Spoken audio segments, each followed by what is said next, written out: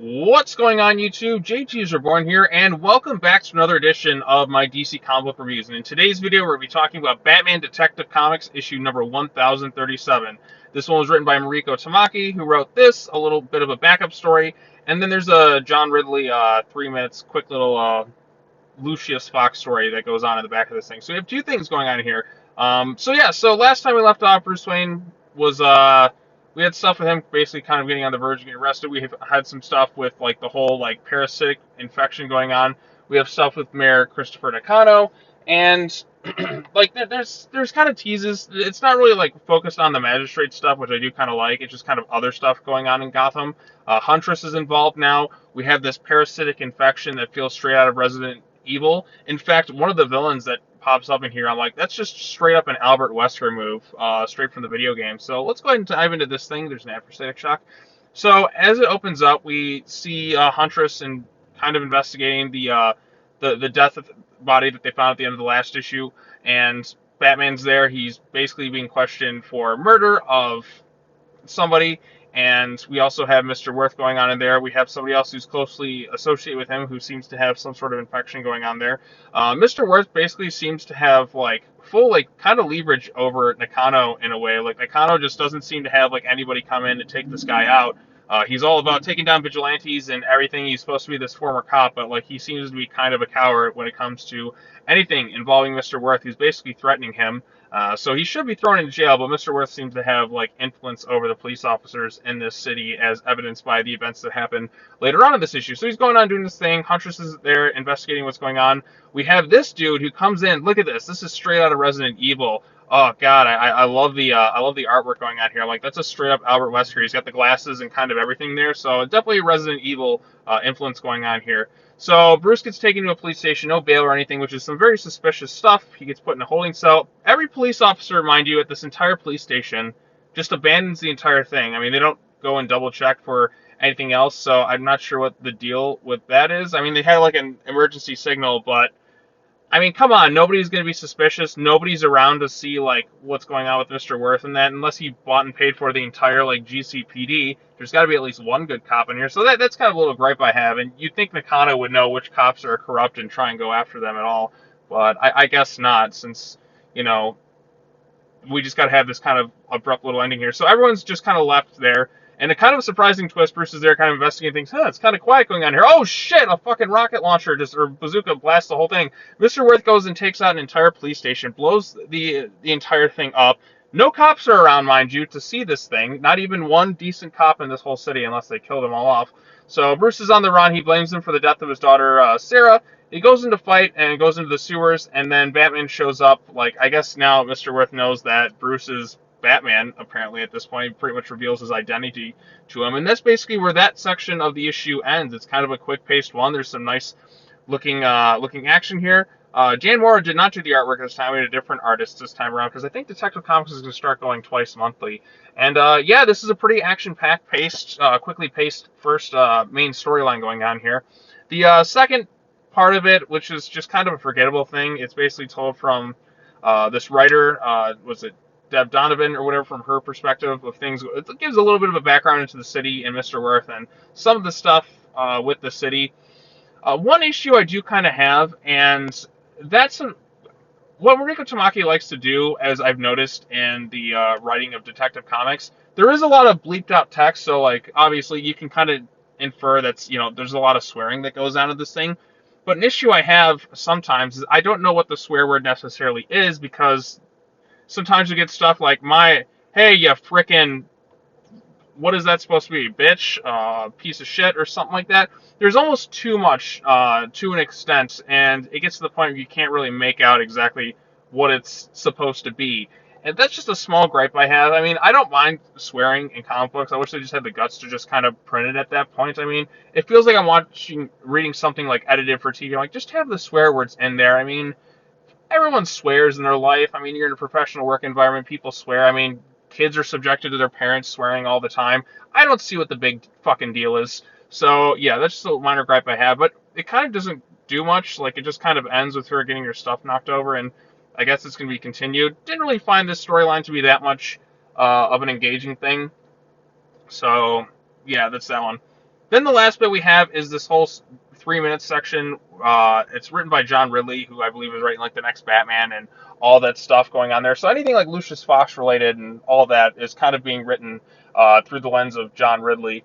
And I don't know, I'm not really too keen on how Lucius Fox has been written as of lately. He's really like he feels really anti-Batman and really anti-Bruce Wayne and everything that he kind of stands for. I've kind of noticed this like carried over into several of the other titles. He doesn't really feel so much like a good, reliable ally these days, and more like what like there's a lot of friction between him and like Bruce without like for instance, like when Bruce Wayne lost all his money and Lucius Fox knew it was his money, he doesn't immediately give it back. He just kind of takes it for himself, and like the family takes it instead of just giving it back to somebody who it was stolen from. So I don't like that. He's very belittling to Bruce, and I mean Bruce kind of deserves some bits of it because Bruce Wayne just can be very difficult, and I can kind of understand his perspective here. It's like, okay, you're putting a child in danger, like that should be questioned. Somebody's got to be here to kind of question these things. But it just feels like it's kind of carried over into a lot of Lucius Fox's writing. Because before he was just kind of this, real reliable, like,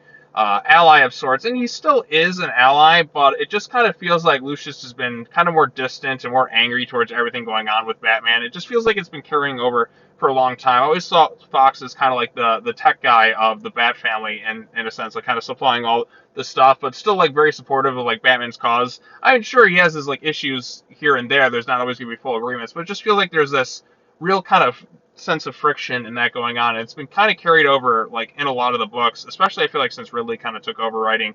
Just kind of a gripe I have with just the way Lucius Fox is being written. I mean, I understand him questioning stuff with Dick Grayson, but Alfred's kind of there to be like, hey, look, he was going to go to jail. He could have done all these things, but Bruce kind of made him like redirect that anger into something like really positive. And as you know, Dick Grayson would go on to become Nightwing, who's pretty much the most trustworthy superhero out there outside of Superman. Everybody likes Nightwing, especially if you're a superhero. Like they look up to him. Like he's a good person, and that's a lot of it has to do with Batman's training and what he guided his anger towards, like towards true justice, to make sure he didn't turn out like Batman, to become something better. So I that's what I mean. I feel like there's just been, I'm just not too keen on the way Lucius Fox has kind of been written as of late. He's calling everything a cult and all that now. I don't know. It just doesn't feel very Lucius Fox to me. So, but oh well, I guess. Overall consensus, I quite enjoyed Detective Comics 137, especially the main storyline right there. I thought it was action packed, and we had some horror elements with the Resident Evil thing. I like the fact that Mr. Worth comes in there with a fucking rocket launcher and just blows up the police station with Bruce in there. I thought that was kind of a really badass, kind of crazy thing to do. Maybe a minor gripe that like nobody else is around for this thing. I mean, this is like a precinct. There should be at least one cop around. Like, I mean, they got called like, oh, it says like they got called like 3 minutes ago for an emergency thing. You mean to tell me that not one other officer? I guess there was the corrupt one there that pretty much kind of held him in his place, but like no other police cars are on the scene at all for this thing.